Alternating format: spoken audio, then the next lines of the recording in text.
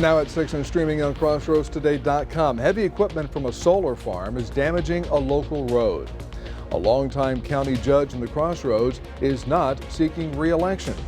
And Governor Greg Abbott signs a bill that will affect many students in Texas schools this year. We had 3 little showers roll around the area today. I don't see them anymore, so I guess they didn't last very long. Did we make it to 100? We'll talk about that coming up in a moment. And the first day of volleyball practices start across the state of Texas. We'll highlight Victoria West High School volleyball team later on in sports. You're watching 25 News now at 6. Good evening and thank you for joining us. I'm Don Brubaker. Shauna Curry is on assignment. A dog is in quarantine after biting a woman who was out walking her own dog Thursday morning on John Stockbauer. Animal Care Services says a small terrier mix got into a scuffle with the woman's dog and bit her on the arm when she tried to break it up. The bite was minor and she was treated and released. The terrier's owner was cited and the dog is now spending 10 days in quarantine at a vet clinic. A local resident is having problems commuting on J2 Ranch Road. Longtime resident Neldine Matusevich says she's been living on that road for more than 40 years and someone needs to fix the road. She fears that heavy trucks are causing damage to the road and is concerned that drivers are going to damage their own vehicles. I have friends just don't even want to come out there, say your road is so bad. That's sort of not very pleasant to hear. I want the road fixed. I want it paved. In a statement released, Victoria County Precinct 4 Commissioner Kenneth Saxton says his crew is constantly patching and repairing to keep up the best they can with the damage. He also says he's planning to replace cross pipes on the road not this week, but the following week.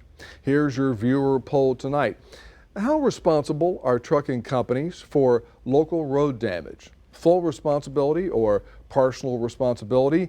Or little or no responsibility? Well, partial responsibility was ahead at 5, like it is at 6, but the support for it has gone down a little bit. Full responsibility has picked up the pace now at 24%. We thank you for voting. We want to hear from you.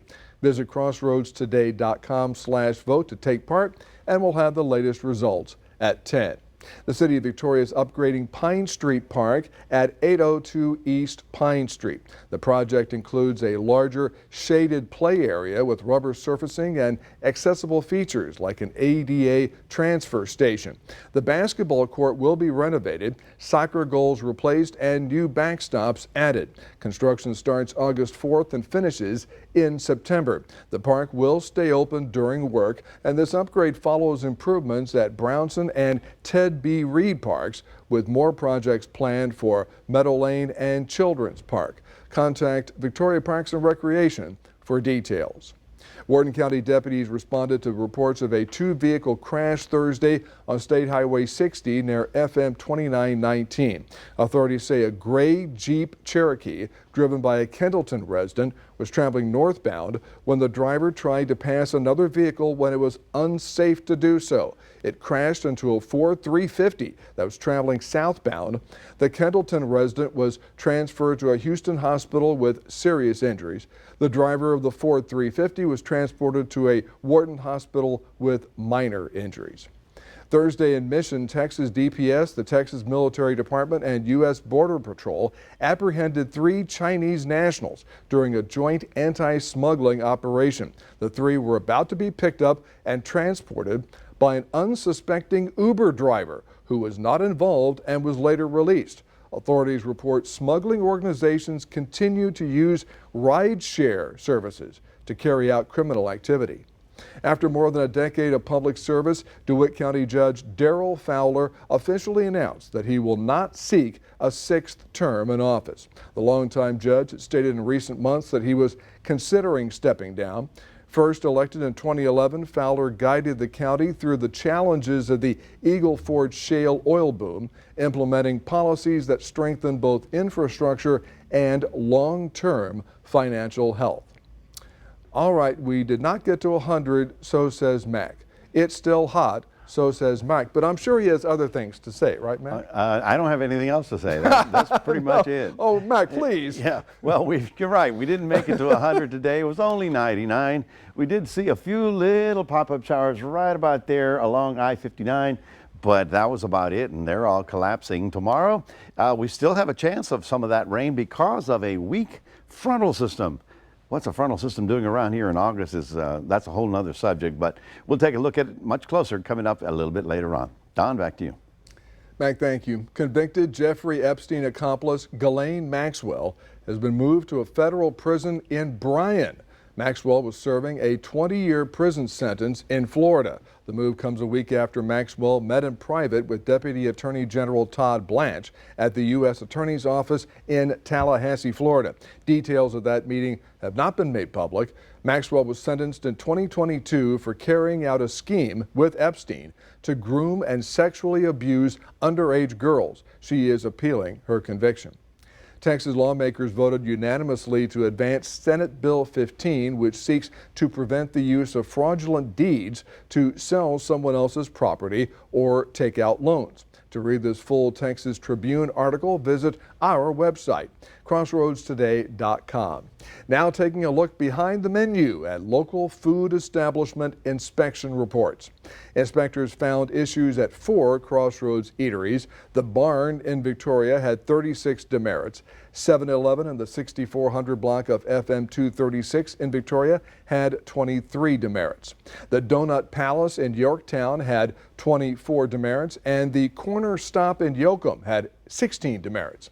9 eateries in Victoria received a perfect score. Those include Domino's Pizza on North Navarro, Sam's Club, Shadows Bar, Sonic on Navarro, the Wellhead Tavern Grill Commissary, TNT Restaurant, Vela Farms, Walmart Supercenter on North Navarro, and Whataburger at 4302 North Navarro. Governor Greg Abbott signed what is known as the Phone-Free Classrooms Bill into law today during a ceremony in Amarillo. Governor Abbott said House Bill 1481 protects Texas children's safety and online privacy. The Texas Education Agency says it requires all school systems to adopt and implement a policy banning the use of personal communication devices by students on school property during the school day. School systems must have a written policy in place no later than September 18th. A big community celebration in Beeville is helping students get ready to head back to school. The Back to School Bash is happening this Saturday, August 2nd from 11 to 3 at Coastal Bend College. It's all tomorrow. Students can grab free backpacks and school supplies, plus enjoy food trucks, vendors, and special guests. It's all happening at the James R. Doherty Student Union Building, thanks to Telemundo Victoria, Coastal Bend College, and the city of Beeville. Remember to subscribe to our YouTube channel, Crossroads Today. Hit the like button and click the notification bell. Then you can see Crossroads Today on YouTube. And stay with us. Coming up on 25 News Now at 6. A major change for Southwest Airlines started this week. Also ahead, people in North Carolina still need help in recovering from a hurricane that hit them last fall.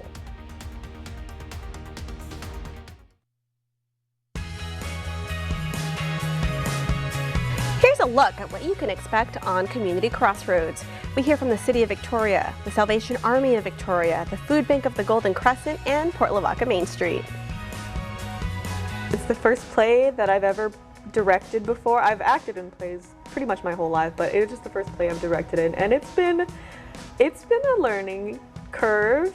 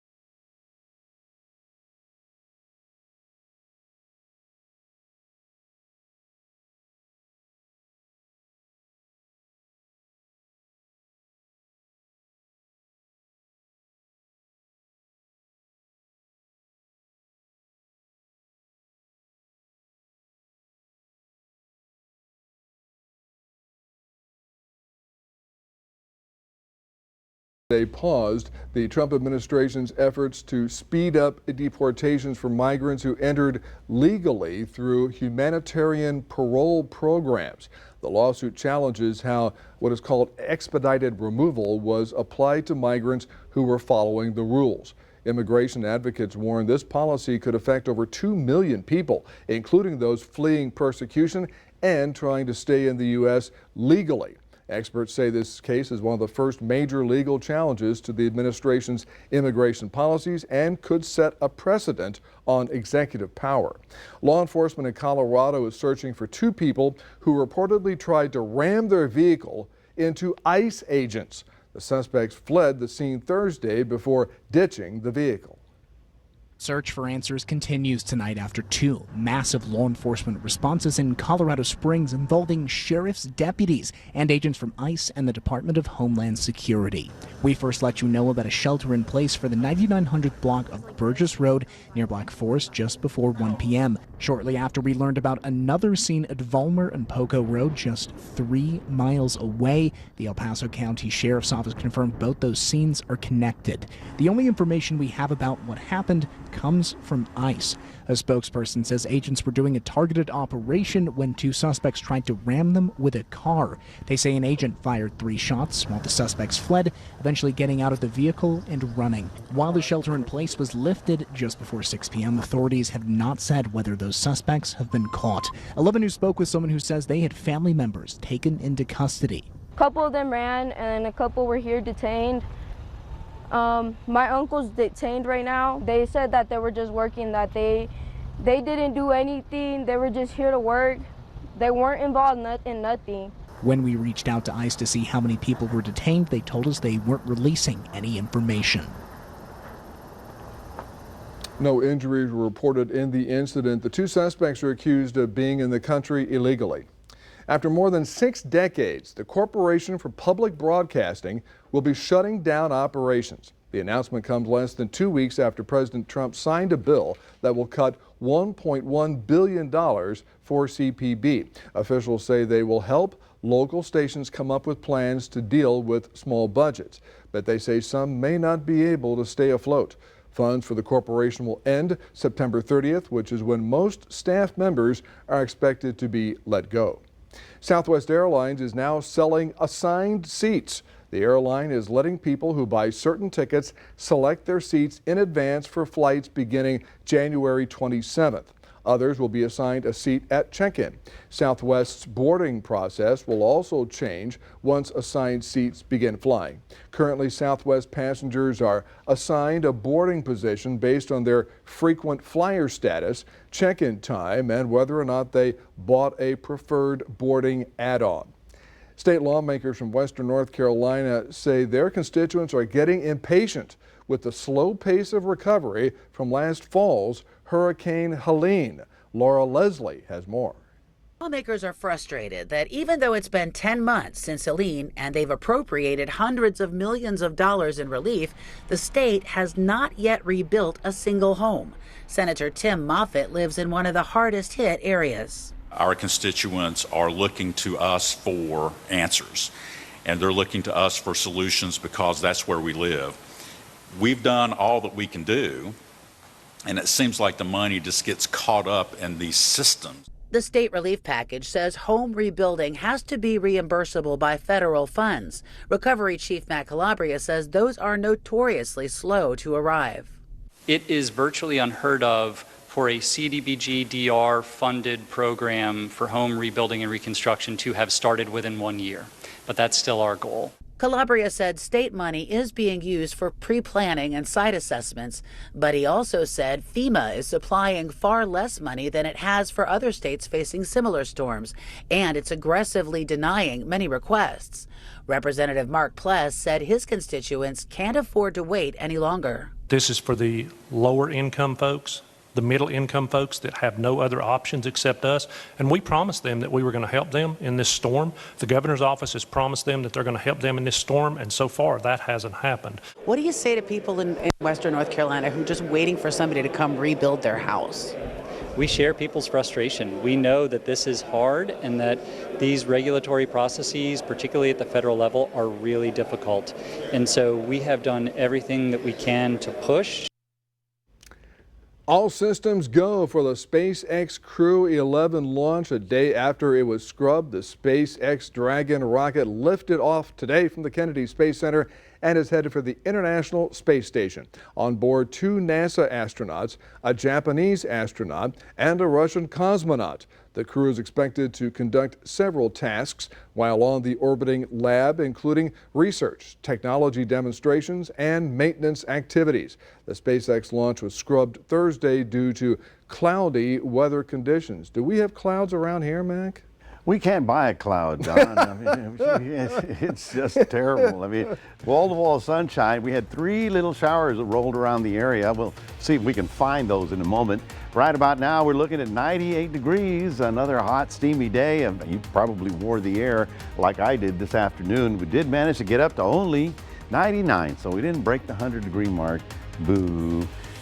Coming up, we'll be talking about the chance of a shower or two coming in over the weekend, and then we'll take a look at your 7-day. All that coming up in just a moment.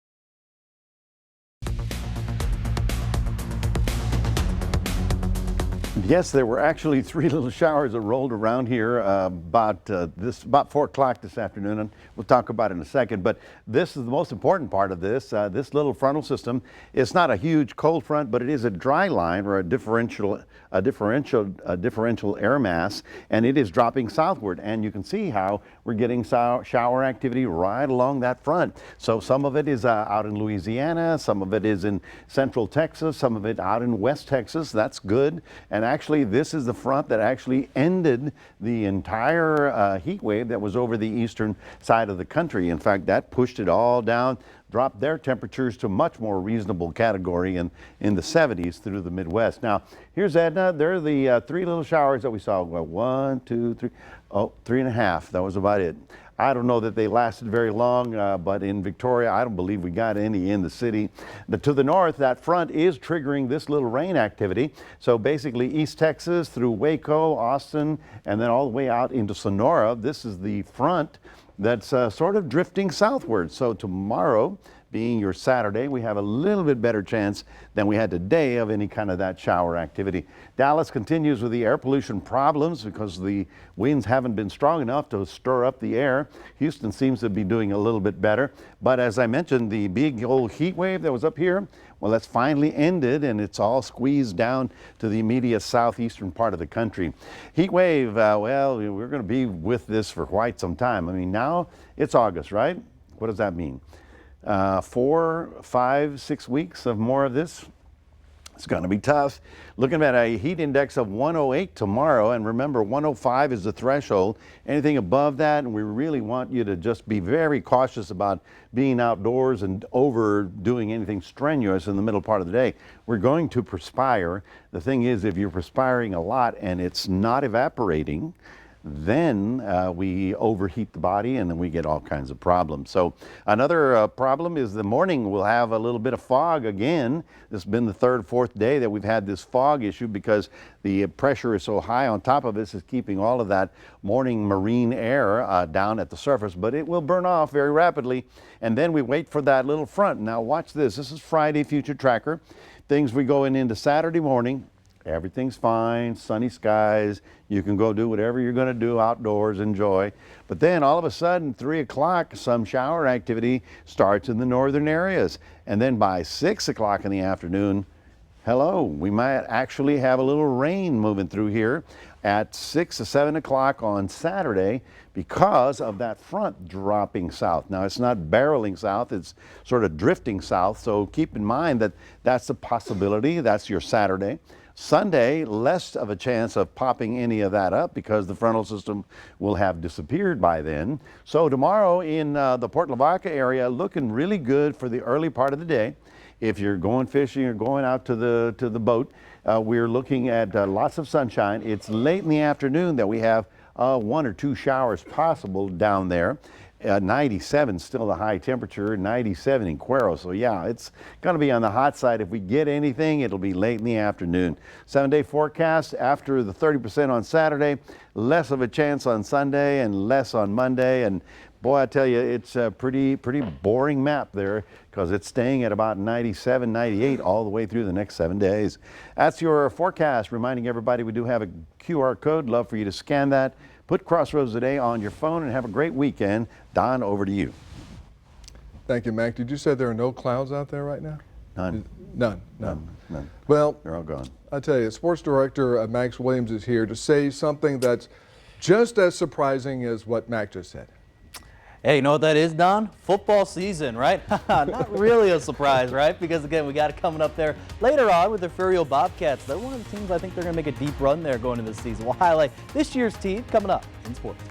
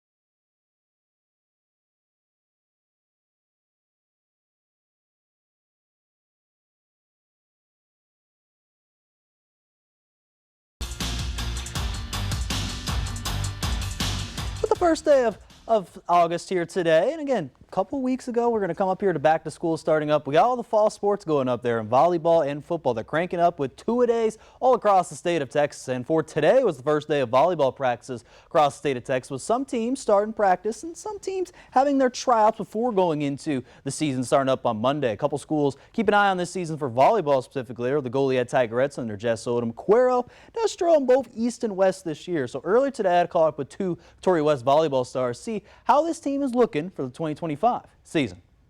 And back row this year, you know, we lost 3 of our important players, our libero and our outside hitter and our setter, but we have our returning juniors stepping up to fill in those positions and our sophomores too. And our team connection is really strong. For sure is going to be a lot better. We didn't know how to expect losing our 3 main players last year, our 3 seniors, but first day of tryouts, I think I think we're going to have a really good, solid team this year.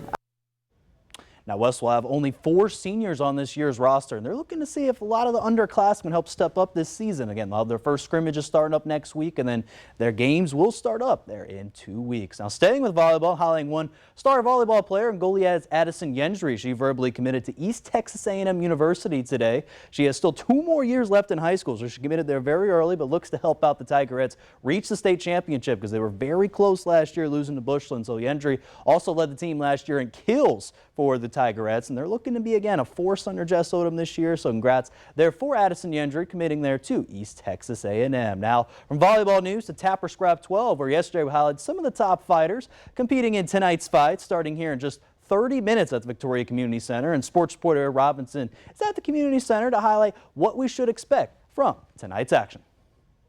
The 12th annual Tapper Scrap MMA event sees elite fighters take the cage once more here in the Victoria Community Center. Isaiah Gonzalez will take on Greg Johnson in the main event for the TOS featherweight title. Rodrigo Miranda is taking on Jason Guantley for the bantamweight title. And in some women's action, we'll see Sydney Heiblick take on Crystal Miller. A very stacked card for this event, and Victoria's own Jaden Williams is in action as well tonight. So this looks to be an exciting night for local MMA fans here in Victoria as they see fighters from all over South Texas step in the ring to continue to prove themselves along their fighting journey. Reporting in the Victoria Community Center, Ray Robinson, KAVU TV 25 News Now, Sports. All right, can't wait to see how the fighters do there later tonight. Now we're back to our Friday night previews. We're wrapping up our 2A football coverage with the Refugio Bobcats, who last season they reached the regional finals before losing to the champions. They'll be later on, the Ganado Indians. But the Bobcats, they're going to be losing also 2 top players as well, and their quarterback Keelan Brown and also their running back Jordan King. But they're hoping their former defensive back, yes, now going to be turned over to quarterback, and Ray Lewis can thrive. And also new running back as well, and Xander Willis will look to take over and get that again with Jordan King. He had a great year last year for the Bobcats, and Willis is trying to do the same. So they have a lot of good experience in the offense and defensive line. So they are projected to win district right now, according to Dave Campbell's Texas High School football. And Willis is not just doing it on the offensive end, according to Dave Campbell's. He's currently the defensive preseason MVP they're mentioning. So we're going to see how that happens. And tomorrow, sports reporter Ray Robinson will talk about our 3A coverage we'll have for this weekend, Hallettsville and Yoakum. And then finally, UHV Golf. They hired a new head coach in Alex Acosta. He comes to Victoria after a 3-year successful stint there at Otero College, and he led the both girls and boys teams to the NJCAA tournament appearances, and he's going to be introduced to Texas A&M Victoria there starting next week. And that's going to do it here in sports. Don, back to you. And let me get this right, Max. High school football practice in Texas starts next Monday? That is right, Don. Can't you believe it, right? Again, it's going to be up there in the morning time. So luckily, a lot of teams not practicing there later on, but I can't wait, Don. There's going to be a lot of new teams we're looking at there this season. Excellent. Thank you, Max, and we're back in a moment. A new study shows that the modern potato has an ancestor that is another vegetable.